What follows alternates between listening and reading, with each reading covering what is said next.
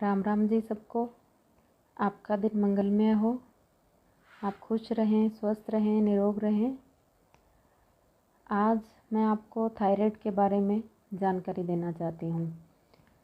Thyroid क्या है, होने के मुख्य कारण क्या हैं, इसके लक्षण क्या हैं और इसका उपचार क्या है। तो चलिए जानते हैं थायराइड क्या है। थायराइड हमारे गले में ग्रंथि है जो हार्मोन्स उत्पन्न करती है। थायराइड ग्रंथि यदि बहुत कम हार्मोन्स पैदा करने लगे तो उससे थकने वाला थायराइड होता है, जिसे हम लेस हार्मोन रिड्यूस हाइपोथायराइडिज्म कहते हैं। यदि थायराइड में वज़न बहुत ज़्यादा बढ़ने लगे और हमारी थायराइड ग्रंथि बहुत ज़्यादा हार्मोन्स उत्पन्न करने लगे तो उसे टू मच प्रोड्यूस हार्मोन्स बोलते हैं, हाइपोथायराइडिज्म। ठीक है, तो ये दो प्रकार का होता है। एक में वज़न घटने लगता है, एक में बहुत ज़्यादा बढ़ने लगता है। तो ये तो हो गया थायराइड। ये होने का मुख्य कारण क्या है? यदि हम थायराइड होने की मुख्य कारण या जड़ पकड़ें तो ये पेट से संबंधित है। पेट में जब गैस पैदा होती है, गंदी गैस, तो वो यदि लगातार बन रही है 2 साल, 4 साल, 5 साल से, तो उससे हमारा थायराइड होने का 99% चांस होता है। यदि हमारा पेट साफ सही नहीं हो रहा, हमारा खान पान सही नहीं है, हम चीनी का ज़्यादा सेवन कर रहे हैं, बहुत ज़्यादा गर्म ठंडी चीज़ें खा रहे हैं, आंत साफ नहीं हो रही, एसिडिटी हो रही है, गैस हो रही है, तो उसकी वजह से थायराइड हो सकता है। दूसरा, गैस उत्पन्न होने का हमारा यूट्रस भी बहुत बड़ा योगदान देता है। यदि हमें पीसीओडी, पीसीओएस है तो उससे हमारे पेट में गंदी गैस उत्पन्न होती है, जिससे थायराइड होने का खतरा बढ़ता है। दोनों ही कारणों में पेट में गैस रहने से ये हार्ट को भी बहुत ज़्यादा नुकसान पहुंचाती है, लीवर को भी और गले में थायराइड को भी। थायराइड होने के बाद आगे और बहुत रोग बढ़ जाते हैं।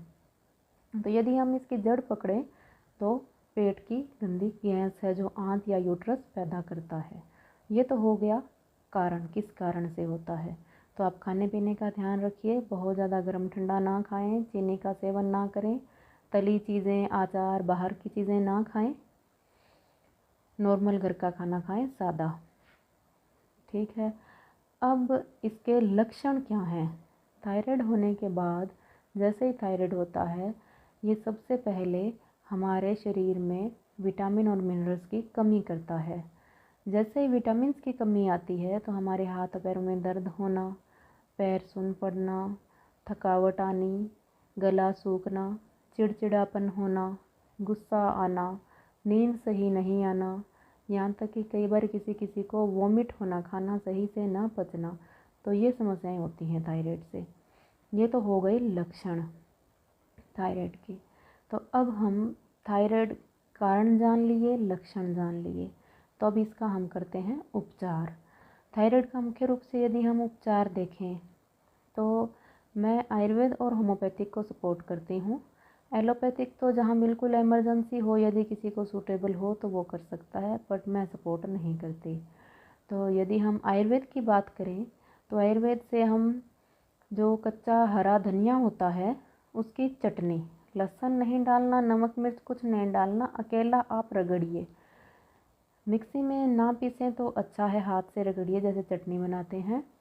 चटनी बना के गुनगुने पानी में आप इसे डेली सुबह खाली पेट पीना शुरू कीजिए। तो आप देखेंगे ये 90 डेज़ का कोर्स रहता है। इसमें आपका थायराइड बिल्कुल नॉर्मल आ जाएगा, चाहे वो कौन सा भी हो। और यदि हरे धनिया का सीज़न नहीं है, जैसे अब मार्च चल गया, वैसे तो अब ये थायराइड में आयुर्वेदिक डॉक्टर बताते हैं तो कोल्ड स्टोर में और वेजिटेबल्स की शॉप पे हमें 12 मंथ मिलता है हरा धनिया, क्योंकि अब ये कोल्ड स्टोर और जो ये ग्रीन हाउस की खेती कर रहे हैं तो उसमें अवेलेबल हो जाता है। यदि नहीं हो पाता किसी कारणवश तो आप सूखा धनिया लीजिए, उसको पीस लीजिए, बहुत ज़्यादा बारीक नहीं पीसना, मोटा मोटा मोटा मोटा पीस के आप शाम को 1 गिलास पानी में 1-1.5 चम्मच धनिया बीज भे दीजिए, भिगो दीजिए। भिगोने के बाद आप सुबह उसे उबालिए अच्छी तरह से। उबालने के बाद जब वो आधा बच जाए तो उसको आप गुनगुना रहने पे पीजिए। ये तो हो गया आयुर्वेदिक का उपचार। इसमें आप पुदीने की चटनी, लहसुन, इन चीज़ों का ज़्यादा सेवन करें, ठंडा गर्म ना खाएं। और थायराइड के लिए हम होम्योपैथी का ट्रीटमेंट भी साथ में ले सकते हैं, जिसका कोई भी नुकसान नहीं है। होम्योपैथिक में एक थायरोल नाम की दवाई आती है, जिसके हमें 20-20 बूंद आधा कप पानी में सुबह शाम दोनों टाइम सेवन करना है। इसमें कोई खाने पीने का खास परहेज़ नहीं रहता। जब हम होम्योपैथी की दवाई लेते हैं उसके साथ आपको बता रही हूँ। जो आयुर्वेदिक की दवाई है वो आपको सुबह खाली पेट, और ये खाना खाने के चाहे तो आप आधा घंटा पहले ले लें तो बहुत अच्छा, नहीं तो खाना खाने के 1 घंटा बाद, शाम सुबह दोनों टाइम। तो ये तो हो गई दोनों दवाइयाँ ठीक करने के लिए।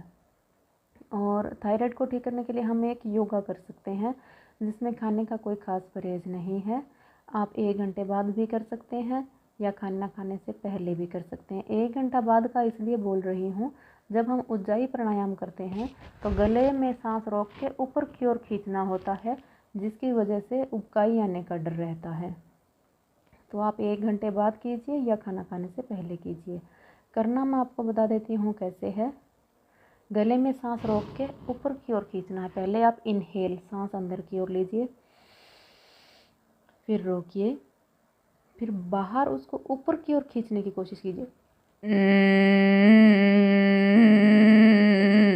सिर्फ यहाँ से जोर आएगा आपको, यहाँ आपको ऐसे खुजली सी अंदर महसूस होगी।